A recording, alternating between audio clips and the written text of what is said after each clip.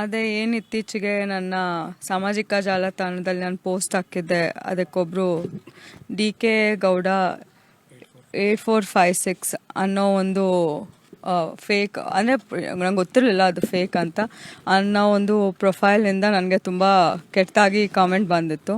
ನಾನು ಅದನ್ನು ಬಂದು ಪೊಲೀಸ್ ಸ್ಟೇಷನಲ್ಲಿ ಕಂಪ್ಲೇಂಟ್ ಫೈಲ್ ಮಾಡಿದ್ದೆ.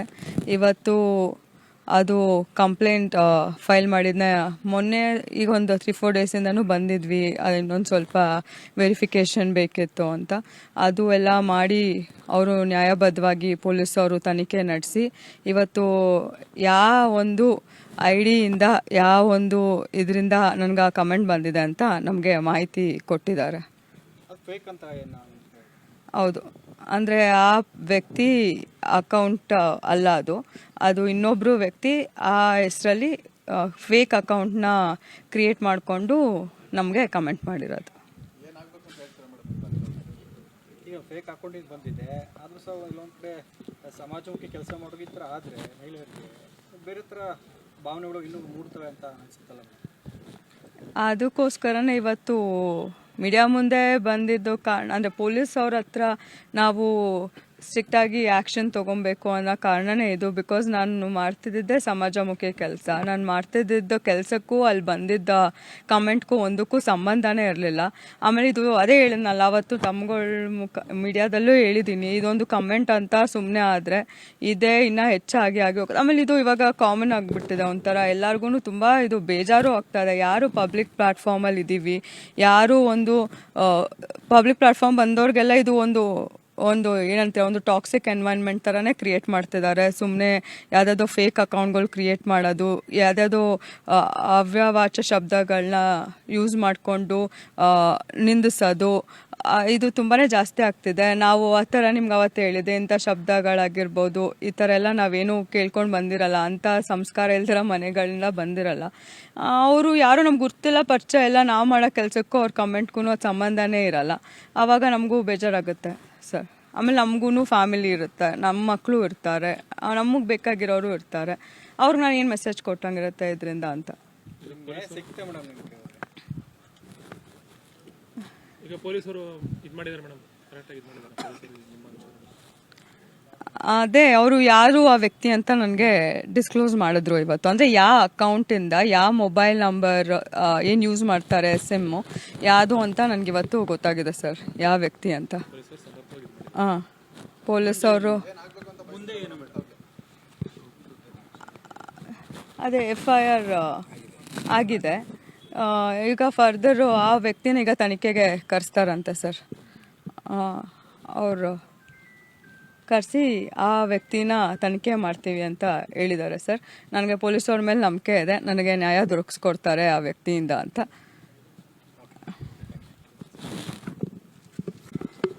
ಅದೇ ಇವಾಗೆಲ್ಲ ಕಂಪ್ಲೇಂಟ್ ಆಗಿತ್ತು, FIR ಆಗಿತ್ತು, ತನಿಖೆ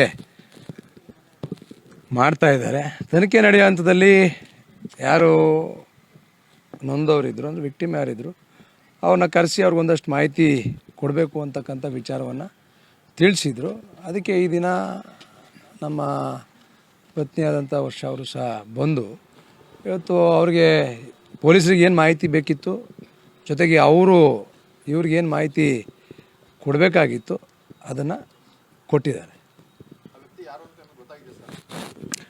ಆ ವ್ಯಕ್ತಿ ಇವತ್ತು DK ಗೌಡ ಅಂತ DK ಗೌಡ 8456 ಅಂತ ಒಂದು ಅಕೌಂಟ್, ಫೇಕ್ ಅಕೌಂಟ್ ಕ್ರಿಯೇಟ್ ಮಾಡಿದರು. ಬಹುಶಃ ಇದನ್ನು ಅವರು ಕಾನೂನು ಪ್ರಕಾರವಾಗಿ ಅವ್ರ ವಿಕ್ಟಿಮ್ಗೆ ಮಾತ್ರ ತಿಳಿಸ್ಲಿಕ್ಕೆ ಸಾಧ್ಯ. ಅದನ್ನು ಬಹುಶಃ ಯಾವ ವ್ಯಕ್ತಿ ಅಂತ ಅವ್ರಿಗೆ ಹೇಳಿದ್ದಾರೆ. ಈಗ ವ್ಯಕ್ತಿ ವಿಚಾರವನ್ನು ನೀವು ಈಗಾಗಲೇ ಅವರು ಹೇಳಿದ್ರು, ವ್ಯಕ್ತಿ ವಿಚಾರ ಅವರೇ ಹೇಳ್ಬೇಕೀಗ, ಯಾಕಂದರೆ ವಿಕ್ಟಿಮ್ ಅವರೇ ಇರೋದ್ರಿಂದ ಅವ್ರಿಗೆ ಹೇಳಿರೋದು. ಅವರು ಇವತ್ತು ನಮ್ಮ ಪೊಲೀಸ್ ಅಧಿಕಾರಿಗಳು ಹೇಳಿರೋ ಹೆಸರು ವಿಶ್ವೇಶ್ವರಯ್ಯ, ಸನ್ ಆಫ್ ಮುದ್ದಯ್ಯ ಅಂತ. ಅವ್ರಿಗೆ ಇದು ಟ್ರೇಸ್ ಆಗಿರೋದು ವಿಲ್ಸನ್ ಗಾರ್ಡನ್, ಬೆಂಗಳೂರಿಂದ ವಿಲ್ಸನ್ ಗಾರ್ಡನ್ ಅಂತ ಏರಿಯಾ ಇದೆ ಅಂತ, ಅಲ್ಲಿ ಇದು ಟ್ರೇಸ್ ಆಗಿರೋದು ಈ ವ್ಯಕ್ತಿದು. ಅವರು ಫೋನ್ ನಂಬರು ಅವರ ಜಿಮೇಲ್ ಅಕೌಂಟಿಂದ ಇದು ಟ್ರೇಸ್ ಆಗಿದೆ. Visvesvaraya son of Muddayya. So ಹಾಂ, ಅವರು ಬೆಂಗಳೂರು ವಿಲ್ಸನ್ ಗಾರ್ಡನ್ನು ಇವತ್ತು ನೋಟಿಸು ಕಳಿಸಿದ್ದಾರೆ ಪೊಲೀಸರು. ಅವ್ರ ಮನೆಗೆ ಇಸ್ಕೊಂಡಿದ್ದಾರಂತೆ ಸೈನ್ ಮಾಡಿ. ಇನ್ನು 3 ಡೇಸಲ್ಲಿ ಅವರು ತನಿಖೆಗೆ ಬರಬೇಕಂತೆ ಪೊಲೀಸ್ ಸ್ಟೇಷನ್ಗೆ. ಸೊ ತನಿಖೆ ಮಾಡಿದ್ಮೇಲೆ ಫರ್ದರ್ ಪ್ರಾಸೆಸ್ಸು ಪೊಲೀಸ್ ಇಲಾಖೆಯಿಂದ ಕಂಟಿನ್ಯೂ ಆಗುತ್ತೆ. ಆದರೆ ನಾನು ಅಬ್ಸರ್ವ್ ಮಾಡ್ದಂಗೆ ನನಗೆ ವೈಯಕ್ತಿಕವಾಗಿ ಇದೇ ಕಮೆಂಟು ನನಗೆ ಬಂದಿರೋದು. ಒಂದೇ ಕಮೆಂಟ್ ನನಗೆ ಬಂದಿರೋದು ಈ ವ್ಯಕ್ತಿಯಿಂದ. ಹೌದು, ಕರೆಸ್ತಾರೆ. ಆವಾಗಲೇ FIR ಆಗಿದೆ, ನೋಟಿಸು ಕಳಿಸಿದ್ದಾರೆ. ಅವರು ಕಲೆಕ್ಟು ಮಾಡಿದಾರಂತೆ, ಇಸ್ಕೊಂಡು ಸೈನ್ ಮಾಡಿದಾರಂತೆ. ಇನ್ನು 3 ಡೇಸೋ 1 ವೀಕೋ ಏನೋ ಟೈಮ್ ಇದೆ ಅಂತೆ. ಅಷ್ಟರಲ್ಲಿ ಬಂದು ಅವರು ಇಲ್ಲಿ ಪೊಲೀಸ್ ಸ್ಟೇಷನ್ಗೆ ಇನ್ವೆಸ್ಟಿಗೇಷನ್ಗೆ ಅವ್ರು ಹಾಜರಾಗಬೇಕಂತೆ. ಅದು ಪೊಲೀಸವ್ರನ್ನೇ ನೀವು ಕೇಳಿ ಸರ್, ಅವರು ಯಾರು ಅಂತ. ನಿಮ್ಮ ಫ್ಯಾಮಿಲಿಯಲ್ಲೇ ಒಬ್ಬರು ಅಂತ ಮಾಹಿತಿ ಇದೆ. ಅದು ಗೊತ್ತಿಲ್ಲ ಬಿಡಿ. ಅದು ಈ ರೀತಿಯಾದಂಥ ಪದಗಳಲ್ಲಿ ಯಾವುದೇ ಒಬ್ಬ ಮಹಿಳೆಗೆ ನಿಂದಿಸಿದಂಥ ಸಂದರ್ಭದಲ್ಲಿ ಅವ್ರಿಗೆ ಕಡ್ಡಾಯವಾಗಿ ಪಾಠ ಕಲಿಸ್ತಕ್ಕಂಥ ಕೆಲಸವನ್ನು ಮಾಡಬೇಕು. ಮುಂದೆ ಅವರೊಬ್ಬರೇ ಅಲ್ಲ, ಯಾರೂ ಸಹ ಈ ರೀತಿಯಾದಂಥ ಅವಾಚ್ಯ ಶಬ್ದಗಳನ್ನು ಬಳಸಿ ಮಹಿಳೆಯರನ್ನೂ ನಿಂದಿಸಬಾರ್ದು, ಯಾರಿಗೂ ಸಹ ಈ ರೀತಿಯಾದಂಥ ಪದಗಳನ್ನ ಬಳಸಬಾರ್ದು ಅಂತಕ್ಕಂಥದ್ದು ನಮ್ಮೆಲ್ಲರ ಒತ್ತಾಯ. ನಾನು ಸಹ ಸಾರ್ವಜನಿಕ ಜೀವನದಲ್ಲಿ ಇದ್ದೀನಿ. ಇವತ್ತು ಈ ಸೋಷಿಯಲ್ ಮೀಡಿಯಾ ಯಾವ ರೀತಿ ಆಗ್ಬಿಟ್ಟಿದೆ ಅಂತ ಹೇಳಿದ್ರೆ ಎಲ್ಲರಿಗೂ ಫ್ಯಾಷನ್ ಆಗಿದೆ. ಬಹುಶಃ ಎಲ್ಲೋ ಯಾವುದೋ ಊರಲ್ಲಿ ಕೂತಿರ್ತಾರೆ, ಯಾರಿಗೂ ಸಂಬಂಧಗಳಿರಲ್ಲ, ಏನೂ ಇರೋದಿಲ್ಲ, ಎಲ್ಲೋ ಕೂತ್ಕೊಂಡು ಯಾರೋ ಮಾಡ್ತಾ ಇರ್ತಕ್ಕಂಥ ಕೆಲಸ ಕಾರ್ಯಗಳಿಗೆ ಅದು ಪಾಸಿಟಿವ್ ಇರ್ಬೋದು, ನೆಗೆಟಿವ್ ಇರ್ಬೋದು. ಬಹುಶಃ ನಾವು ಪಾಸಿಟಿವ್ನೇ ಹಾಕಿ ನೆಗೆಟಿವ್ ಹಾಕಿ ನಾವು ಯಾರಿಗೂ ಸಹ ಹೇಳಲಿಕ್ಕೆ ಸಾಧ್ಯ ಇಲ್ಲ. ಆದರೆ ಎಲ್ಲವೂ ಸಹ ಸ್ಪರ್ಧಾತ್ಮಕವಾಗಿರಬೇಕು. ಅವ್ರು ಏನೇ ಕಮೆಂಟ್ ಮಾಡಿದ್ರೂ ಸಹ ಅದು ಸ್ಪೋರ್ಟಿವ್ ಆಗಿ ತೆಗೆದುಕೊಳ್ತಕ್ಕಂಥ ರೀತಿಯಲ್ಲಿ ಇರಬೇಕು. ಅವಾಚ್ಯ ಶಬ್ದಗಳನ್ನ ಬಳಸ್ತಕ್ಕಂಥದ್ದು, ಅವಹೇಳನ ಮಾಡ್ತಕ್ಕಂಥದ್ದು, ಯಾವುದೇ ವಿಚಾರದಲ್ಲೂ ಸಹ ಖಾಸಗಿ ಜೀವನವನ್ನು ಚರ್ಚೆ ಮಾಡ್ತಕ್ಕಂಥದ್ದು, ಈ ರೀತಿಯಲ್ಲಿ ಬಹುಶಃ ಇವತ್ತು ಬೇರೆ ಬೇರೆ ಹಲವಾರು ವಿಚಾರಗಳಲ್ಲಿ ಸೋಷಿಯಲ್ ಮೀಡಿಯಾ ದುರ್ಬಳಕೆ ಆಗ್ತಾ ಇದೆ. ನಾನು ಹೇಳ್ತಾ ಇರ್ತಕ್ಕಂಥದ್ದು, ನಿಮಗೆ ಏನಾದರೂ ವಿಚಾರಗಳು ಗೊತ್ತಿದ್ದಂಥ ಸಂದರ್ಭದಲ್ಲಿ ಅದನ್ನು ಪ್ರಶ್ನೆ ಮಾಡಿ, ನೇರವಾಗಿ ಯಾರನ್ನೂ ಸಹ ನಿಂದಿಸ್ತಕ್ಕಂಥ ಕೆಲಸ ಮಾಡ್ತಕ್ಕಂಥ ಅವಶ್ಯಕತೆ ಇಲ್ಲ. ಪ್ರಶ್ನೆ ಮಾಡ್ತಕ್ಕಂಥ ಹಕ್ಕು ಎಲ್ಲರಿಗೂ ಸಹ ನಮ್ಮ ದೇಶದ ಕಾನೂನಲ್ಲಿ ಇದೆ.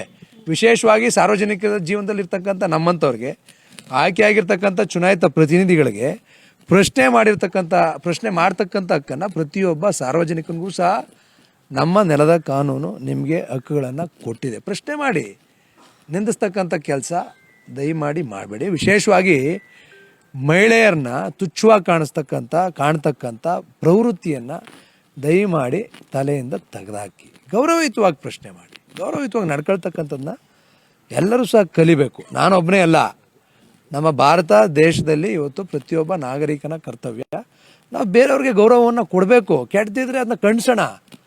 ಯಾವ ಪದಗಳಲ್ಲಿ ಖಂಡಿಸ್ಬೇಕು ಆ ಪದಗಳಲ್ಲಿ ಖಂಡಿಸ್ತಕ್ಕಂಥ ಕೆಲಸವನ್ನು ಮಾಡಬೇಕು. ಅವಹೇಳನ ಮಾಡ್ತಕ್ಕಂಥದ್ದು, ಏನೋ ಡಿಫೆಮೇಷನ್ ಮಾಡಿಬಿಡ್ಬೇಕು, ಅವ್ರ ವಿರುದ್ಧ ಮಾಡಿಬಿಡ್ಬೇಕು, ಏನೋ ಚಿತಾವಣೆ ಮಾಡ್ತಕ್ಕಂಥ ಕೆಲಸವನ್ನು ಯಾರೂ ಸಹ ಮಾಡಬಾರ್ದು. ಅದು ಯಾವುದೇ ರೀತಿ ಇರಲಿ, ಎಮೋಷ್ನಲಿ ಇರ್ಬೋದು, ಬೇರೆ ಬೇರೆ ಯಾವುದೇ ರೀತಿ ಇರ್ಬೋದು. ಡಿಫಮೇಷನ್ ಮಾಡ್ತಕ್ಕಂಥ ಕೆಲಸವನ್ನು ಯಾರೂ ಸಹ ಮಾಡಬಾರ್ದು. ಅದು ಮಹಿಳೆಯರಿಗೆ ಇರ್ಬೋದು, ಸಾರ್ವಜನಿಕ